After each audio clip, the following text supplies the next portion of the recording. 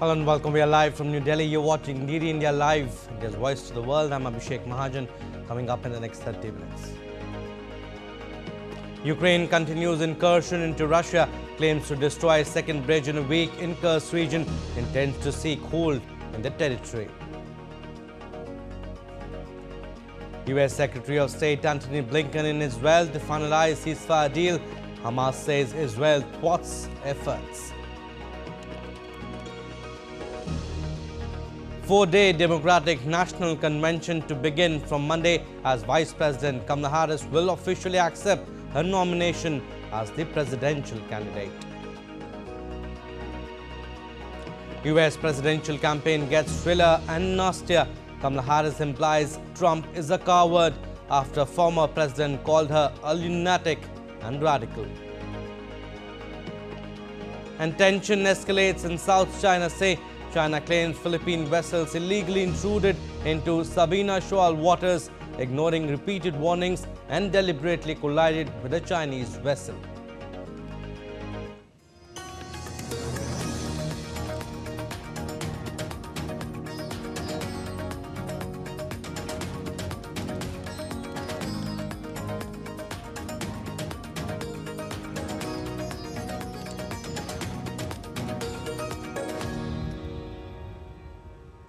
Let's begin with the developments coming from Russia-Ukraine conflict, where Ukrainian air forces claim to have destroyed another strategic bridge over the same river in Russia's Kursk region. This has limited the supply capacity of a Russian group opposing the Ukrainian advance. A video was posted on social media showing a growing cloud from an explosion on a bridge and one of its sections destroyed. Kiev said it had seized more than 80 settlements in Kursk since launching a surprise strike across the border on August 6th. The bridge is the second attack by Ukraine since Friday. Earlier, military analysts said there were 3 bridges in the area of Ukrainian army's offensive through which Russia supplies its forces, and that 2 of them have been either destroyed or seriously damaged.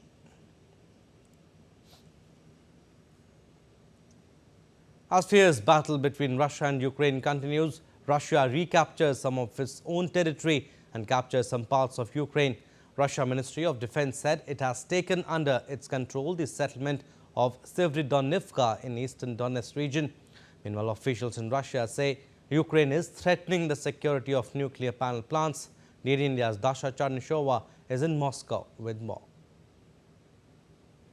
Evacuation is ongoing in Russia's Kursk region. More than 1,700 people have been evacuated from the border areas, according to Russia's emergencies ministry. Authorities in the Korneevsky district of the Kursk region say the situation there remains difficult and warn the residents against returning back home. Russian Ministry of Defense said it continued to attack the Ukrainian positions in the Kursk region and in Ukraine's Sumy region.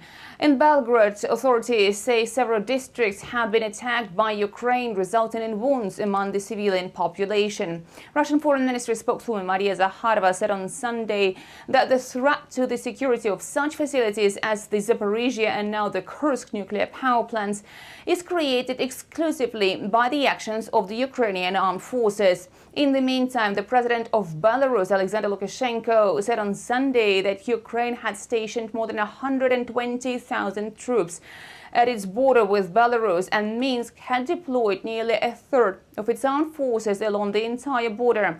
Lukashenko said the Belarusian-Ukrainian border is as mined as never before, and that Ukrainian troops would incur huge losses if they decide to cross it. Lukashenko said that Kyiv had formed powerful forces with the participation of mercenaries, including from Poland, to attack Russia's Kursk region. He also said that Kyiv's incursion is an attempt to provoke Moscow to use nuclear weapons. Dasha Charnyshova in Moscow, reporting for DD India. And Russian President Vladimir Putin arrived on Sunday to Baku, Azerbaijan for a 2-day state visit. Shortly after arrival, Putin was greeted by Azerbaijan's President Ilham Aliyev. Putin is expected to hold talks with his Azerbaijani counterpart on bilateral relations and international and regional problems on Monday. This marks Putin's first trip to the Caucasus nation since 2018 and occurs as Russia aims to reassert its role as a mediator between Azerbaijan and its adversary Armenia.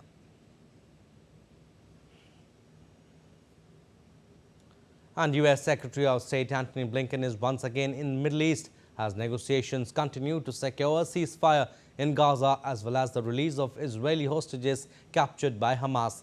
The U.S. top diplomat is slated to meet with senior Israeli officials, including Prime Minister Benjamin Netanyahu, on Monday, according to the State Department. Our Washington correspondent Jagrati Dave has details. This trip is Secretary Blinken's 9th visit to the Middle East since the start of the war, which was triggered by Hamas's October 7th attack in southern Israel. And it comes at what a senior department official described as a critical time. Negotiations have been ongoing for months, mediated by Qatar, Egypt and the United States. But gaps remain between the two warring sides on issues including who has control of Gaza, and that's prevented them from reaching an agreement. There are fears the conflict could spiral into a wider regional war. The Iran-backed militant group Hezbollah has been exchanging attacks with Israel to show solidarity with Hamas, and Iran has blamed Israel for last month's assassination of Hamas's political leader in Tehran, vowing retaliation. But also front and centre is concern for the fate of Palestinians in Gaza as Israel continues its military operations there. At least 21 people, including 6 children, were killed in an airstrike on Sunday, according to Gaza's health ministry. Jagrati Dave in Washington, reporting for DD India. And tensions escalate in South China Sea. China's Coast Guard said a Philippine vessel that had ignored its repeated warnings deliberately collided with a Chinese vessel in an unprofessional and dangerous manner. In a statement issued on Monday, China's maritime security said the same Philippine vessel then entered waters near 2nd Thomas Shoal after being prevented from entering Sabina Shoal waters. China's Coast Guard said it took controlled measures against the Philippine ships in accordance with the law in the incidents early Monday and warned the Philippines to immediately stop infringement and provocation or bear all consequences. China and the Philippines reached a provisional agreement in July after repeated altercations near the 2nd Thomas Shoal. China has been sharply criticized by Western nations for aggression in blocking Philippine efforts to resupply troops aboard a Navy ship it intentionally grounded 25 years ago. Beijing claims almost all of the South China Sea, including both shoals, rejecting a 2016 ruling by the Permanent Court of Arbitration in The Hague that Beijing's expansive claims had no basis under international law. And delving deep into maritime traffic management, inspecting passing vessels and testing emergency rescue plans, China's Maritime Safety Administration undertook a 30-hour maritime patrol in Taiwan Strait from Saturday to Sunday to maintain navigation order and ensure maritime safety. Over the course of 413 nautical miles, the fleet targeted high-risk zones where commercial and fishing vessels often collide and accidents are prone to occur, cracked down on maritime violations and forced strict navigation order and ensured the safety of this vital waterway. The Taiwan Strait is a critical lifeline for China's coastal trade, with a daily parade of diverse vessels navigating its treacherous waters. And marking the end of the 3.5-month-long summer fishing ban, China on Friday lifted a summer fishing ban at waters in South China Sea and the East China Sea. Ernesto regained hurricane strength on Sunday that caused dangerous high tides on beaches along the U.S. East Coast and Canada. The additional intensification is expected over the next 12 hours. Hurricane Ernesto was last tracked 815 miles away from Canada, moving with wind speed of 120 kilometers per hour. The center of Ernesto will pass near southeastern Newfoundland late Monday into Tuesday morning, which could bring windy sea waves and rain. Ernesto is the 5th named Atlantic storm of what is expected to be an intense hurricane season. All right, we'll slip into a very short break, but still to come on this edition of DD India Live. African countries affected by Mpox virus are ramping up measures to ensure the virus is contained. Kamala Harris calls to achieve a ceasefire deal for Gaza in Pennsylvania. A nation celebrating the festival of Raksha Bandhan that cherishes the bond of love between brothers and sisters.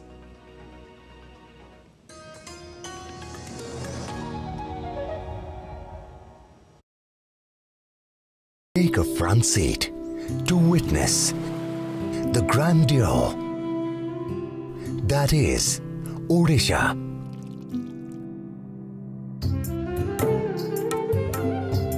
Experience immortal spirituality and timeless architecture that perfectly reflects the artistic soul of India.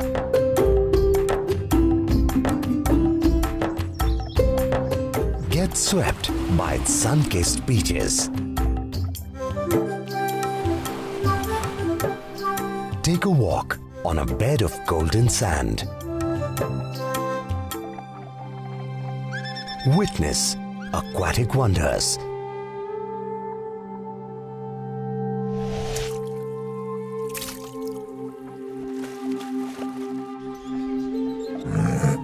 Exotic wildlife.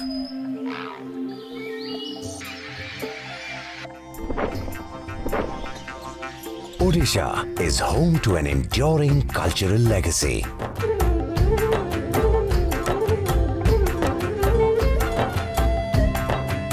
Vibrant and colorful festivals.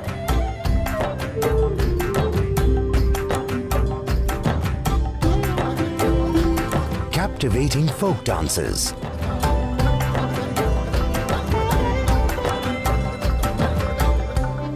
Excellence in arts and crafts. With flourishing eco-tourism.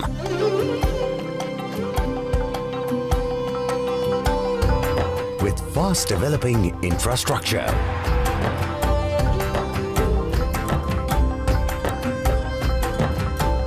Odisha is set for a promising new future. Welcome to India's best kept secret.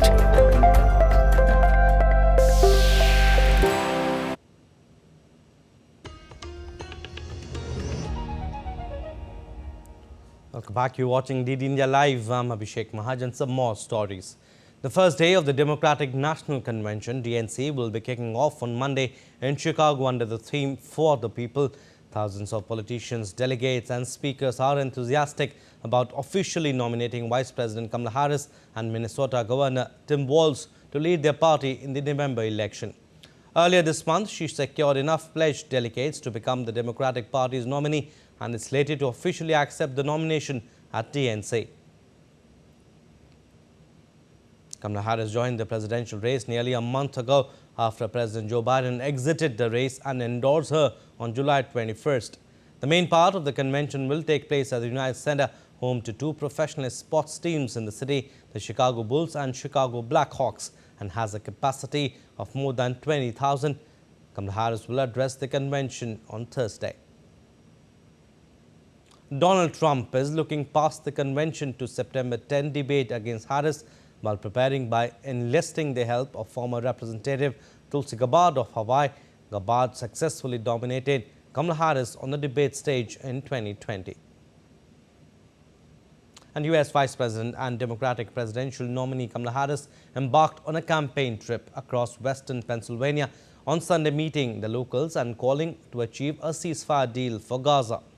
Diplomatic efforts to halt the Israel-Hamas conflict and secure a deal to return hostages held in Gaza have intensified in recent days. Talks mediated by the U.S., Egypt and Qatar are set to continue this week in Cairo. Harris and Minnesota Governor Tim Walz visited with locals in Moon Township, Aliquippa and Caropolis after holding a rally in Pittsburgh. The Pennsylvania tour takes place with just 79 days left until the election. These conversations are ongoing and we are not giving up, and we are going to continue to work very hard on this. We got to get a ceasefire and we got to get those hostages out.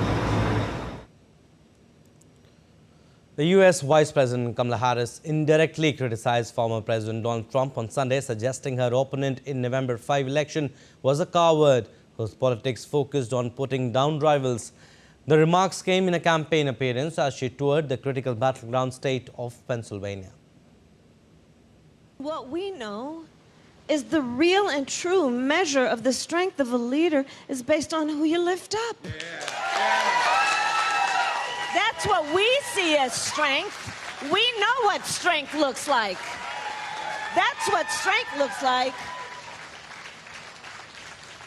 Anybody who's about beating down other people is a coward. And hundreds of Portuguese firefighters scrambled to put out a wildfire sweeping parts of Atlantic island of Madeira's south coast. Nearly 200 firefighters are tackling the fire, but high temperatures, low humidity and strong winds are complicating efforts to combat the flames. A helicopter also battled the blaze but had to stop operating as the night set in. The entire coastline of Madeira, home of around 250,000 people, has been placed on orange alert. Wreckage of 110-year-old ship believed to be found off Scottish coast. The wreckage was found by the Lost in Waters Deep group, which searches for shipwrecks to remember wartime losses in Scottish waters. The cruiser boat, torpedoed by a German submarine in 1914, which led to death of 525 sailors and Royal Marines, died in the incident. Mortimer is now waiting on the Royal Navy to ratify the findings. The team was surprised at how little marine growth was on brass components on some of the wreckage.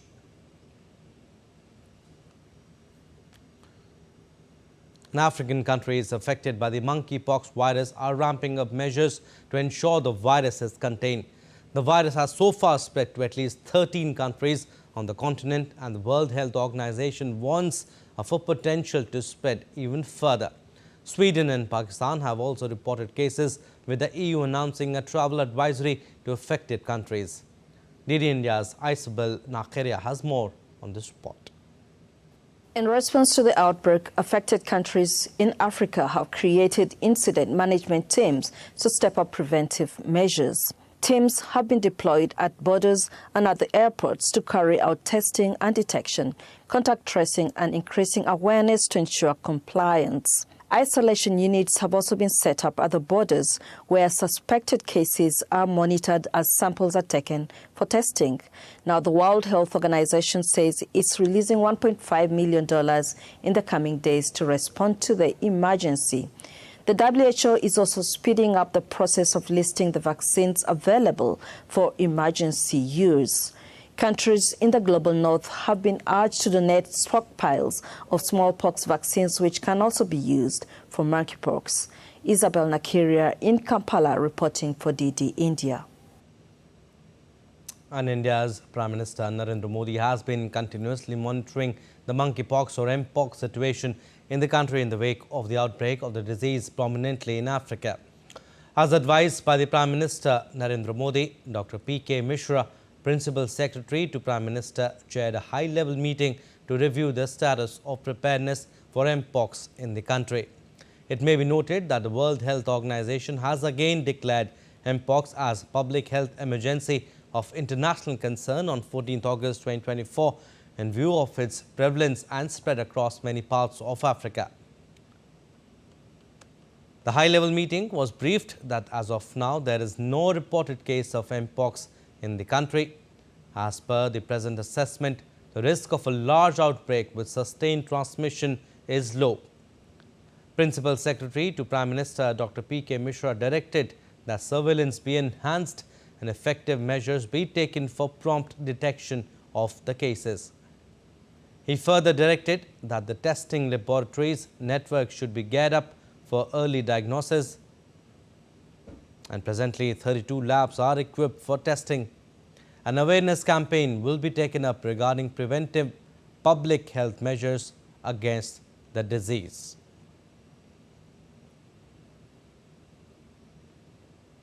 And let's now briefly understand what actually is Mpox, which is monkeypox, and what is the cause and the symptoms.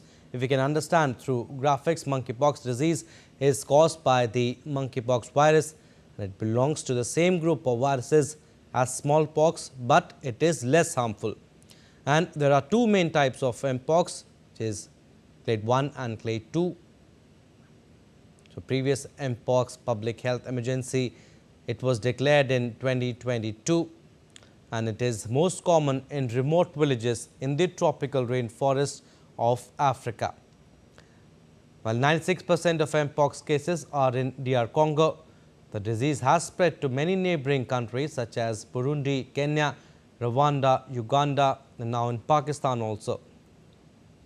And symptoms of Mpox includes fever, headaches, swelling, back pain and aching muscles. And the infection usually clears up on its own and lasts between 14 and 21 days. And Mpox spreads from person to person through close contact with someone who is infected, including through skin-to-skin contact and talking or breathing too. The virus can enter the body through broken skin, the respiratory tract, or through the eyes, nose or mouth. It can also be spread through touching objects which have been contaminated by the virus, such as bedding, clothing and towels, and with close contact with infected animals such as monkeys or rats. Moving on to our next story now. Over 500,000 pilgrims have visited the holy Amarnath Shrine this year to pay obeisance to Lord Shiva. At the 3,880-meter high cave shrine located in the Anantnag district of India's Jammu and Kashmir. The pilgrimage was suspended on the Baltal route following heavy rains on Sunday. With this, the Yatra stands suspended on both routes. The Amarnath pilgrimage commenced on 29th June and 43-day pilgrimage concludes on Monday, that is August 19th. The Amarnath Yatra attracts lakhs of pilgrims every year who visit the site during the months of July to August, coinciding with the Shravan month of the Hindu calendar. It is the only time in the whole year when the Amarnath cave is accessible.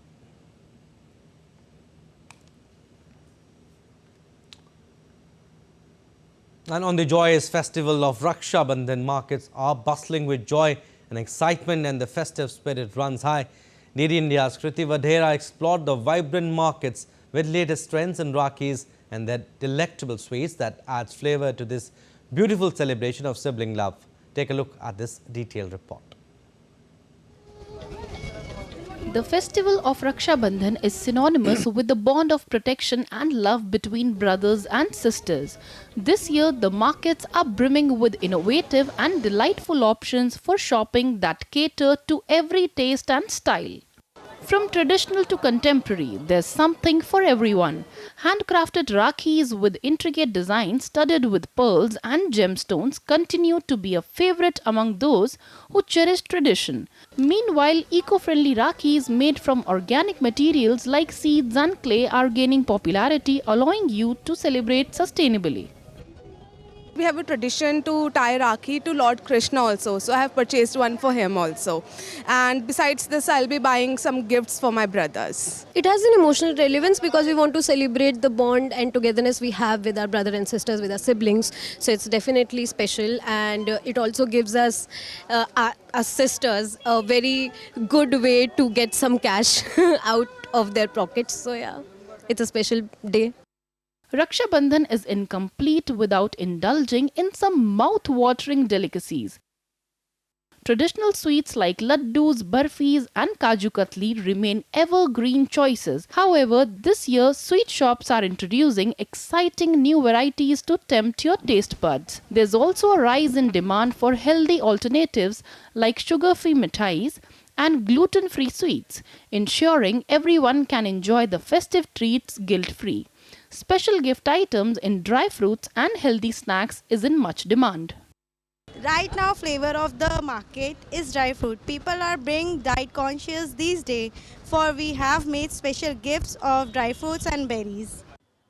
Women eagerly applying henna on their hands during Raksha Bandhans is a cherished tradition filled with joy. The detailed patterns add an elegant touch to their festive look, reflecting excitement for the celebration. I like Raksha Bandhan because I like to put mehndi on my hands. As families flock to the markets, there's a palpable excitement in the air. Vendors are pulling out all the stops to showcase their best offerings, and customers are enjoying the myriad of choices available. With unique Rakhi designs and special gifts to choose from, this year's Raksha Bandhan will sure to be a memorable one. Whether you choose anything traditional touch or maybe new or exciting, the market has it all. With camera person Shiv Suman, I am Kriti Vadhera reporting from New Delhi for DD India. Well, that's all for this edition of DD India Live, but do let us know your thoughts on the news of the day. For those on the go, you can get all the latest news and updates from India and across the world on DD India mobile app. The app is available on both Android and iOS platforms. Scan the QR code on the screen to download now. And we'll be back with more news as it breaks here on DD India. I'm Abhishek from all of us here in Delhi. Thanks for watching DD India Live.